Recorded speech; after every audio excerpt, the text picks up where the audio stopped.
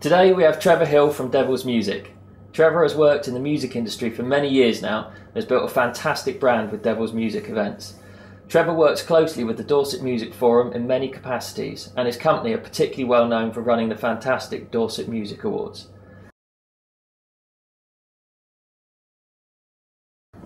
Well, its origins are quite funny actually, but to start from the beginning, okay. When I left university, I ended up in a kind of low-level multimedia job, and they brought on a production manager for me to look after me, which was Richard Stannard, who I now work with. And among that time, he'd said that he'd run events and he really wanted to put on a jazz event, and I kind of said, yeah, that sounds good, you know, anything for a bit of a social life, that sounds like something we can do. So he went to one of his contacts in Bournemouth and said, can we put on this night? And it was going to be a kind of a monthly jazz night that had, you know, youthful jazz stuff, you know, a little bit DJ scratchy, and, you know, we had all these visions for it, and it just never became that. It became another kind of run-of-the-mill jazz night. But at the time, there was no real music scene in Bournemouth, we put about 5 months into this night, and it just never really picked up. It was never really what we wanted it to be, and so we decided to put on an open mic night instead. And at the time, the only people really that were doing anything live music based, especially in the open mic side of things, was Conrad at Solid Air. And so we were like, well, you know, he does really relatively well. It'd be nice to kind of have another night going on. So we just kind of ran an open mic night with a house band, and then allowed the open micers to jam with the house band at the end of the night. So it wasn't anything that was going on at the time, and it just kicked off, and it went from being a monthly event to a fortnightly event to a weekly event. And then there were so many artists that wanted to get involved that we had another night that we started up called The Selection, where we selected people from the open mic night, put them on and showcased them at other nights, and that went on for quite a while. And then we started doing one-off events. We got asked to do things like Bournemouth Live. There was a big kind of open-air festival thing in Bournemouth where they tried to incorporate as many venues and open-air spaces as possible. And we were kind of brought on to do the gardens area. And all this was kind of kicking off in the first couple of years of Devil's Music. And Devil's Music, the name came about because of the years and years ago when you know, jazz started coming out. The people that were really into classical music tried putting people off jazz music by calling it the Devil's Music. And so we, despite that name, jazz music thrived, and obviously through quality.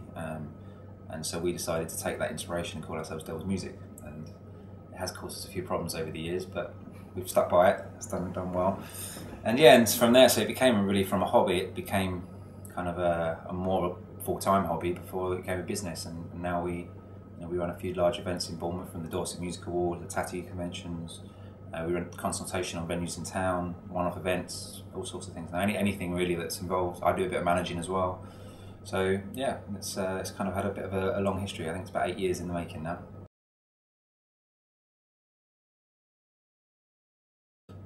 Dorset Music Forum, well, I was one of the founding members of. There was 4 of us that originally did it. It was Chris Jenkins, me, Richard Stannard and Susie Wheeler, and we kind of got together and decided that there needed to be some sort of platform that pulled in and allowed local venues and musicians and promoters and photographers and all the people that are involved in the local music scene to kind of use as a centre point hub, maybe like an educational centre or social network, you know, any way you wanted to really refer to it. So originally the DMF started off as a kind of a platform for that. As it went on, it went through some different guises. At one point it was a purely educational forum, so people could come and we'd bring speakers down, and people could have listen to what these people had to say, from publishers to managers to record label owners and people like that.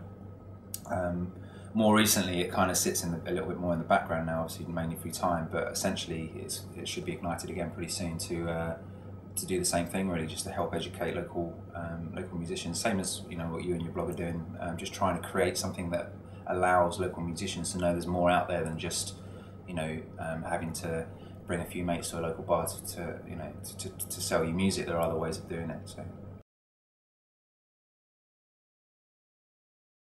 Well, originally the nights, the inspiration for us putting on nights was wanting to put on the events that we wanted to go to. So, you know, we wanted to go and see these big bands doing this, or these kind of bands doing that, or, you know, our friends that are in this band, we wanted to see them performing, and there was just at the time no one that was doing it. So originally it was through probably lack of exposure for these guys that made us say, well, I want to see you, so I'm just going to book you and do this and take the risk and do it, and that's kind of how it all started. These days, obviously, there's two minds in it. One is the business mind, that it has to be something that's going to work out for everybody, and the other side is the bands that you like. And depending on the event, will depend on, I guess, who you book and why. But these days, you know, I'm getting to the point where I like to book bands I like to see, you know, and listen to. And the louder and the rockiest, the better. I think for me at the moment, I'm kind of into all that kind of stuff. So, I mean, a good example is we went to Lama Tree Festival a few years ago and we saw the Destroyers play, and that's like a 12-piece gypsy, you know, swing band that just kind of everything going on, violins, you know, you name it. And within a few months, we brought them down to Bournemouth and booked them, put them into the O2, which was then the Opera House, for the after-show party of our tattoo convention. And now I think they've been booked for the Perfect Folk Festival for this year, which is I think in August, I think. So yeah, it's nice to see bands that kind of, even the bands that are from outside of Bournemouth, kind of come down and crisscross through, you know, the bookings in Bournemouth. It's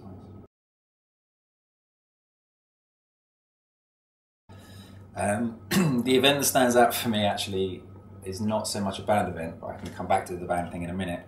Last year we had our 7th birthday party and we decided to do a drum off, and so we brought 8 drummers on board and did a kind of a 3-round knockout, and it was all for fun. It wasn't like to find the best drummer, it was just to get a bit of exposure to drummers, because they always sit at the back of the stage. And so we built these 2 elevated stages and put the drums right at the front, and then put lights on them that flashed to the noises they made, and then basically gave them, first round was like 15 5-second solos, the next round was 5 10-second solos, and then the next round was 1 2.5 minute solo. And that was by far one of my favourite events I've ever put on. We did it all in a kind of wrestling format where it was like, let's get ready to rumble, and just like everyone had their own nicknames, and it was just so much fun. And I think we're going to do another one in the Winchester in May. I think is what we're looking to do, another one of them, because it was just so much fun. As for bands and what they've done on stage, I think if you ask anybody, it comes down to obviously 2 things. One is the music, but also I think more importantly is the energy on stage. You know, you like to see a band that you can relate to. I hate bands that apologise. I like bands that kind of just soak up anything that they feel went wrong on stage, or it's not going quite right. They just kind of, as if you're in it with them, you know. And I think that's really important for a band, you know, to be quite humble and not allow the kind of pride to get in the way of a performance, which I think some bands, you know, especially bands that are early on in their career, they get on and they might miss a word or miss a beat or something, and no one knew, but they go, I'm so sorry, you know, it's not working for me today, I'm really sorry, and it kind of, you know, it's much nicer when they go, you know, and they just kind of get involved with the crowd and use it as part of the performance. And I think crowds like to interact with bands that are on stages. I think they like to be able to feel that they're in it with them, you know. And if they're kind of brought into that, you know, through their mistakes or through their personalities, I think that's really critical for a band to do. Yeah, I think the number one key thing for all bands to do is get their music out there. And I think, you know, too many bands, they spend a little bit of money on recording, or they get themselves an EP or an album, and then they're like, oh, so I have to recoup money back, and then they hold onto it really tight. And I think, you know, there's nothing wrong with putting a couple of those songs on a CD and giving them out at, you know, at gigs and stuff. I manage New Volunteer, a local band, and one of the things that we do every gig is they always turn up with 15 free CDs, and so halfway through their set they say, like, anyone want a free CD? And you get people rush, and the point is that the people that take a CD will go home, listen to it and go, oh, it's really good, I want to see the album, hopefully. Or if people that didn't get there in time to get a CD, they'll look them up later. And so it's kind of just a bit of an incentive to give people something that they can walk away with, rather than saying, that was a really cool band, and then the following week go, what was that band called? You know, and it's just something they can walk home with, put on their shelf, put on their desk, and then come back to a bit later on and revisit it.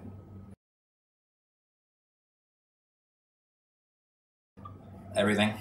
I think promotion was obviously, you know, I call myself more of an event organizer than a promoter these days, because, you know, promotion is such a hard job for everyone, you know, and bands as well, especially when you're booking so many gigs in a week or in a month, you know, and you're trying to get people along to all of them, you know, unless you've got a really dedicated following. And over the years, I've only really ever seen 3, maybe 4 bands, I think yourself might have been one of them, that always just managed to get, you know, large groups of people to their gigs. And I think it can be soul destroying for bands when they book all these gigs and they're really excited about their music and they struggle to get people along.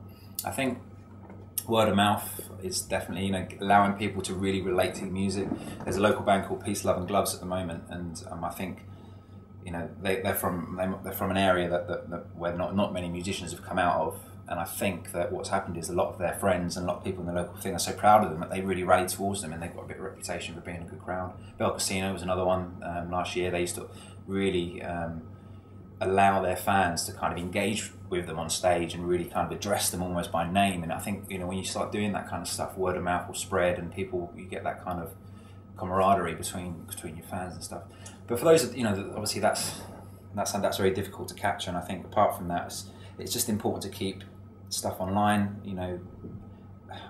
Social networking sites for me are important, but they're not the be all and end all. They're just businesses that are trying to make their own way in the world. They're not doing it for the musician, they're doing it for the money. And so you've got to remember that when Facebook is not the best way for musicians to promote themselves, but it is a form of getting the word out there.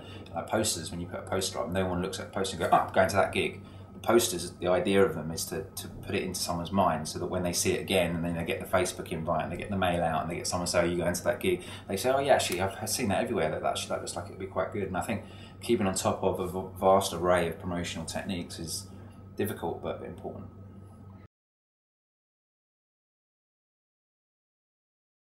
I think it's difficult. Again, I'll go back to Bell Casino. They did a great kind of series of videos where they'd literally just go out and video themselves in a place and then somewhere else, and then just edit it all together. I think that they did really well. They did also one where they do kind of a flash mob drummer thing, where they get their drummer and they turn up in the middle of somewhere, build a drum kit, sit down, and then just do a drum solo for 10 minutes, and then they literally get it away again and they video the whole thing. And they did like kind of flash mob musician stuff around Bournemouth, and I think that really helped them because it really made an impact.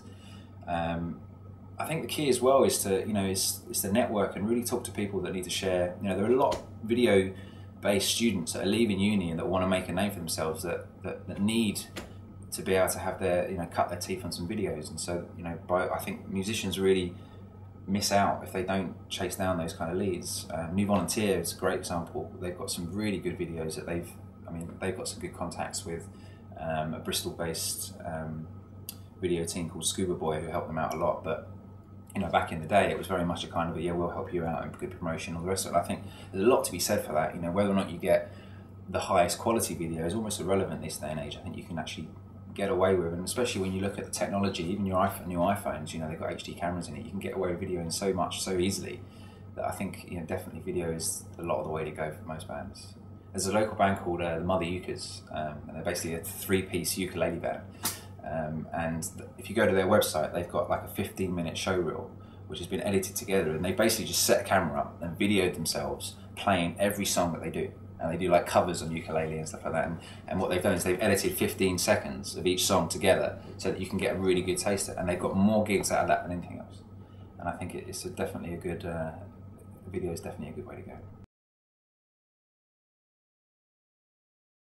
I can see why people think there are downsides to being involved in competitions, and I think there are competitions out there that probably do have, that set it up for certain reasons. I think what we try to do with the Dorset Music Halls is every round is designed to be beneficial to those that are in it, whether you get through or not. So rather than kind of enter the competition to win it and walk away with the final prize, I think the better way to address going into competitions is to see what you can get out of it all the way through. You might not get to the next round, so don't. We get bands who say, how many people are you bringing? They're like, oh, well, we decided to wait to the next round to promote it. You're like, well, you might not be in the next round. And the idea of these rounds, the early ones especially, is that you can share audiences.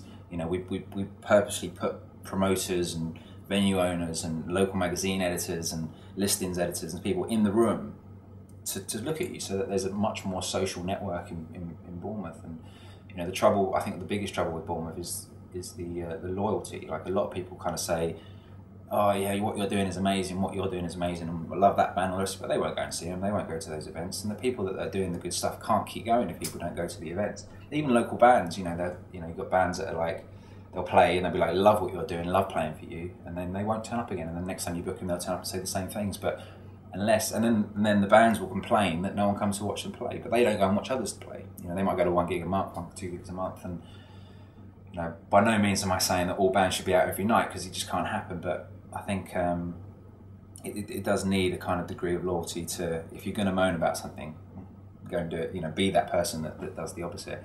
And I think when you're going into a competition, don't see it as this is going to be the make or break of my band. That's not what competitions are there for. They're for experience. You know, if you want to make it in the music industry is a competition. You know, you're trying to get bookings. If you go in for mainstream, you're trying to get the #1. You're trying to get more fans. You're trying to get the big venues. And sometimes, you know, there's a lot of manufactured music out there, but there's also a lot of really good bands that worked hard to get there. And competitions are an avenue for you to cut your teeth on there, an avenue to be able to refresh your promotional tools. You know, like the quarterfinals, we do part voting, and the reason we do that is because so many bands have been promoting for so long that they struggle now. They go to people, oh, my band, but they've done that so many times to that person. Whereas if they go, hey, my band that you obviously already know about are in this competition, come check us out, support us and vote for us, it gives another opportunity for them to actually go back out to their fans and say, hey, I'm still here, come and have a look what we're up to at the moment. And you know, sometimes it can reignite the promotional following that they get. So I think my advice would be not to make it the be-all and end-all as the competition, but certainly use it as the experience and get out of it what you can. Yep, you can send one directly to me, Trevor at devils-music.co.uk. Please, all musicians that watch this, put contact details on your MySpaces, on your SoundClouds, on your Bandcamps, on your Facebooks. You have no idea how many times I've been looking to contact to book a band, and you go through all of their pages and there's not one email, not one phone number. And you know, it's just so frustrating. It really is frustrating. If you're using those as tools to promote yourselves, then put the contact details on the people who need to book you. Otherwise, there's no point in having them. So yeah, I think, you know, anything that's straightforward. If you've got a website, don't overcomplicate it. You know, 15 pages aren't needed. List of gigs, some music up there, a bit about yourself. You know, so maybe some contact details. That's about it, I think. And you know, for me, I'm not a MySpace fan. Facebook, you know, obviously it's difficult because, you know, you're always pushing your friends to like you, and sometimes if you've got a group, you can't access it without signing in and all that kind of stuff. I think for me, SoundCloud and Bandcamp, I think they're the two good, simple, does what it says on the tin links that I like to receive. So that'd be what I like.